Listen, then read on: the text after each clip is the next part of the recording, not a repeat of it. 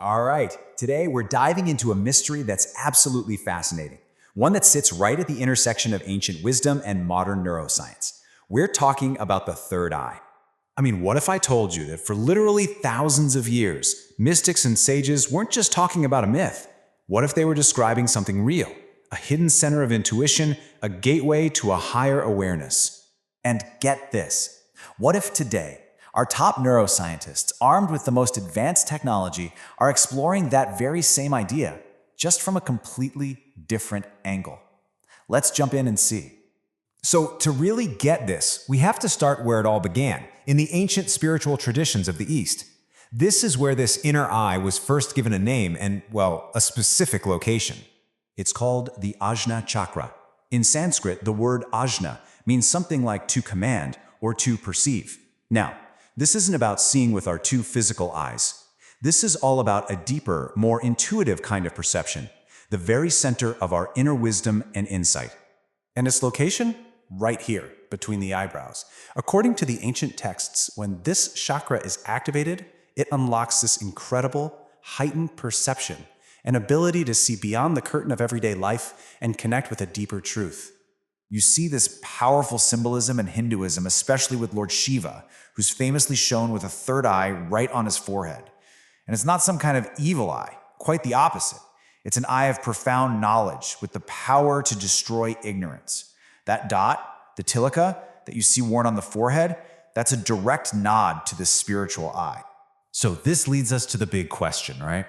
Is this all just a really powerful metaphor, or were these ancient traditions actually pointing to something biological, something real, happening inside our own heads?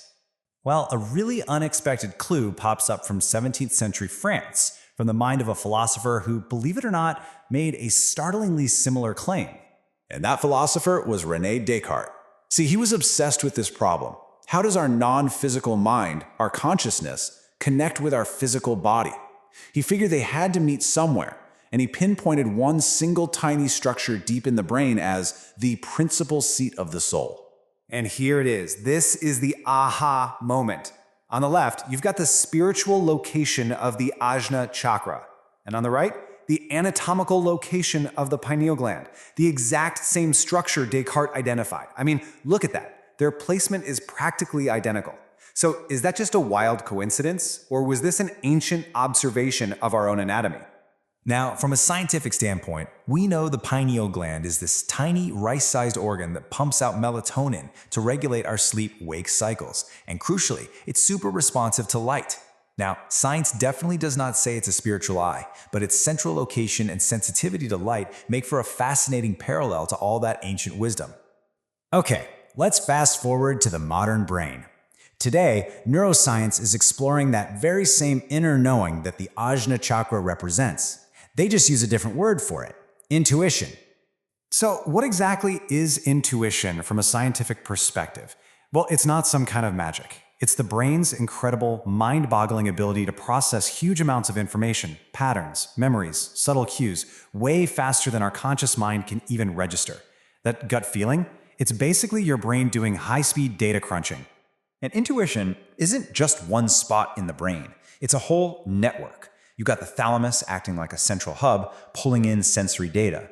The insula is what tunes you into your body's internal state. That's your gut feeling right there. And then your prefrontal cortex makes the final call. It's this complex, beautifully coordinated dance happening inside your head all the time. So if intuition is a brain function, can we, train it? This is where ancient practice meets modern science head on. What actually happens to our brains when we meditate? The amazing thing is we can now look inside and see for ourselves. Using tools like fMRIs, scientists can literally watch the brain in real time during practices that were designed to awaken the third eye. They can measure blood flow, electrical activity, and even physical changes to the brain itself. And what they're finding is just wow. Consistent meditation is linked to actual, measurable physical changes in the brain. We're talking increased gray matter density, a thicker cortex in areas tied to attention, and even more folding of the brain's surface, which might just speed up how fast it processes information. The practice literally reshapes the organ that's doing the practicing. This gets into some really cool territory. Think of it like a translation guide. A meditator might describe a feeling of deep clarity, while a scientist looking at their brain scan sees synchronized brain waves. A subjective feeling of timelessness corresponds to a measurable increase in alpha and gamma brainwave activity. So, are these two different things? Or are they just two different languages describing the exact same experience? And that brings us to the grand finale, the synthesis of it all. How do we pull these two very different paths, the path of the ancient yogi and the path of the modern neuroscientists, together? Well, maybe we shouldn't see them as opposing views at all. Maybe they're just two different ways of looking at the same thing. Science looks from the outside in, asking, what are the neurons doing? Spirituality looks from the inside out, asking, what's happening to my awareness? Both are staring at the same fundamental mystery of what it means to be human. So maybe the third eye isn't a literal physical thing, not the pineal gland, not anything else.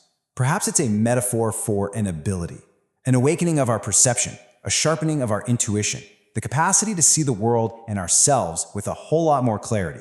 Which leaves us with a really profound question to chew on. When someone has one of those powerful intuitive flashes, or a really deep meditative experience, is it just a predictable cascade of chemicals in the brain? Or is that chemistry the physical footprint of consciousness itself beginning to expand? Perhaps the ultimate insight here is that this whole journey isn't about picking a side. Maybe the real awakening, the real opening of the third eye, is simply having the courage to explore both, to honor the profound wisdom of the past while embracing the incredible discoveries of today, and to just keep asking questions about the amazing mystery of who we are.